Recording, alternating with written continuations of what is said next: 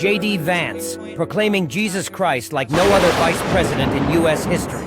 Can you tell us how your faith helps you in your role as vice president?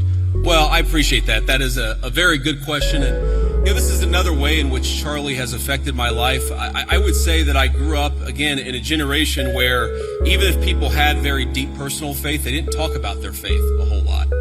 And I grew up in a country where you just didn't hear political leaders talk about their faith. But the reason why I try to be the best husband I can be, the best father I can be, the reason why I care so much about all the issues that we're going to talk about is because I believe that I've been placed in this position for a brief period of time to do the most amount of good for God and for the country that I love so much. And that's the most important way that my faith influences me. Is we all get a limited opportunity to make a difference. And if you believe as we believe, you believe that God, you believe that Jesus Christ has a plan. And sometimes we don't understand that plan. By the way, one way I don't understand that plan is why my friend lost his life 6 weeks ago. Sometimes I get pissed off about that.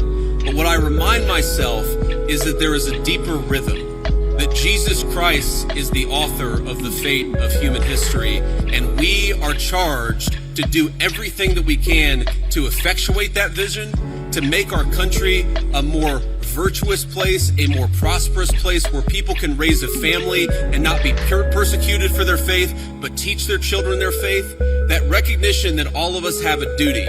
And I have two very important duties as Vice President of the United States, to the American people and to God. And that's the most important influence my faith has on me.